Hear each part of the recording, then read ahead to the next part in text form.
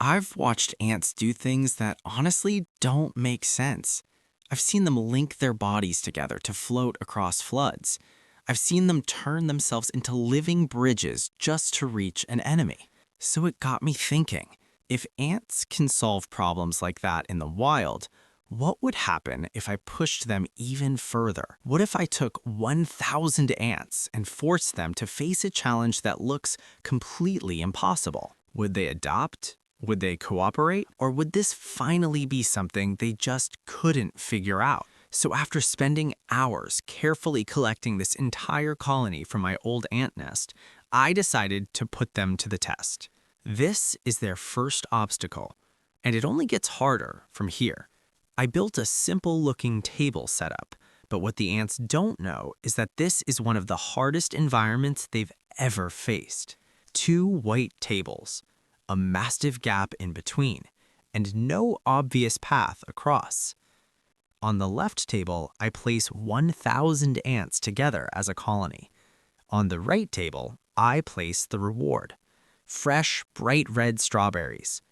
Close enough to see, far enough to feel impossible. Between the two tables is a deep vertical drop. No bridge, no surface to walk on. If an ant falls, there's no easy way back up. This is the obstacle.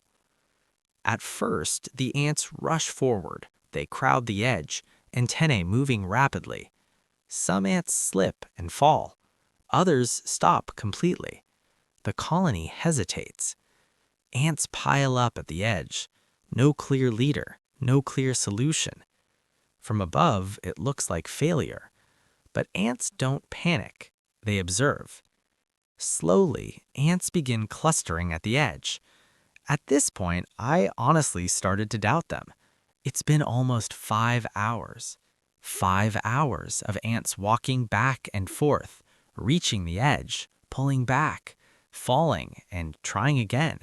And still, no solution. From where I'm standing, this is starting to look like an impossible task. The strawberries are right there, close enough to smell, but completely unreachable. And I'm thinking, maybe they just can't do this on their own. So I decided to help them. Not by carrying them across, not by building the bridge for them, but by giving them something they can use. I place a thin hanging support across the gap. Something light, narrow, and unstable.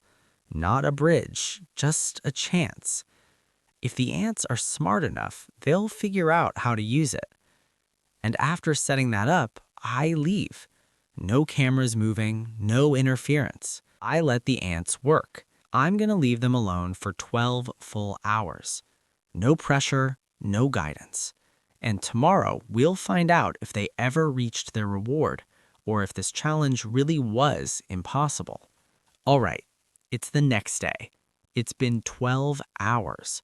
And I'm not gonna lie, I did not expect this. Because when I look at the tables now, the ants did it. They didn't just cross the gap, they built a bridge. Using that hanging support, they anchored themselves one by one, locking bodies together, turning instability into structure. What started as help turned into a solution. You can see it clearly. Ants anchored the hanging piece on both sides. Others reinforced the middle.